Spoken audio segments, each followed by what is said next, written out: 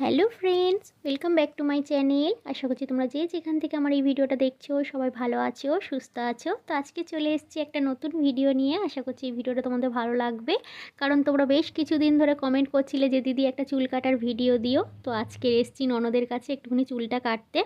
এমনিতেই হচ্ছে ছোটোবেলা, শীতকালে ছোটোবেলা, তার উপরে হচ্ছে কি যে গোপাল ঠাকুরকে স্কুল দিয়ে এনে দুটো খেয়ে স্নান টান সেরে দুটো খেয়ে এই যে ননদের কাছে আস্তে আস্তে প্রায় বিকেল 5টা বেজে গেছে। তার মধ্যে না চুল একদম ভিজে ছিল। ঘরে খানিকক্ষণ হচ্ছে চুলটা ছেড়ে একটুখানি শুকনো করে নিয়ে তারপরে ওর কাছে এসছি। তো রোদ তো একদমই নেই বললেই চলে, যেটুকুনি ওই যে একটুখানি হচ্ছে শুকিয়ে নিয়ে চুলটা আর ওর কাছে এসছিলাম একটু চুলটা ছেনে ওই যে কেটে দিল। আমার চুলের নিচটা একদম হচ্ছে নষ্ট হয়ে গেছিলো। তোমরা অনেক দিন ধরেই বলছিলে যে দিদি চুলটা একটু কেটে নিও। তো ওর কাছে কাটবো কাটবো করে না সে সময় আর পাচ্ছিলাম না, কিছু না কিছু একটা মানে হয়ে যাচ্ছিল, আর হচ্ছিল না। তা আমার চুলটা না প্রচণ্ড পরিমাণে কুঁকড়ানো, জানো তো।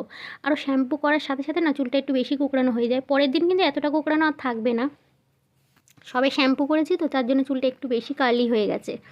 তো ওই জন্য করে আর আমার চুল না ও ছানতেও পারছে না। আমি বললাম উপর উপর ছেনে দাও, আমি সবে বাড়ি থেকে ছেনে চুল শুকিয়েই তোমার কাছে এসছি।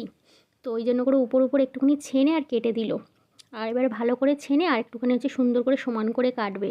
আমার চুলটা না এতটা কার্লি হয়ে গেছে যে এই কাটার সাথে সাথেই না হচ্ছে কি চুল একদম হচ্ছে পাকিয়ে যায়, ঠিকঠাক বোঝা যায় না যে চুলটা আদৌ কাটা হয়েছে কি হয়নি।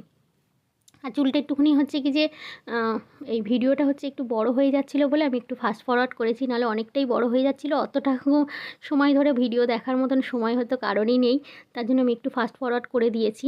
তোমরা বলো যে দিদি ভিডিও ফাস্ট ফরওয়ার্ড করো কেন, কিন্তু আমার মনে হয় যে এত টাইম ধরে মানুষ কি ভিডিও দেখবে, তার জন্য একটুখানি ফাস্ট ফরওয়ার্ড করলাম। তো ওই দেখো ও সুন্দর করে অল্প অল্প করে চুল নিয়ে আর হচ্ছে একটু একটু করে কেটে দিচ্ছে সমান করে। তো ওর হাতে চুল না ভীষণ বাড়ে, তার জন্য আমি ওরকেই হচ্ছে সময় করে ওর কাছেই যাই চুল কাটার জন্য।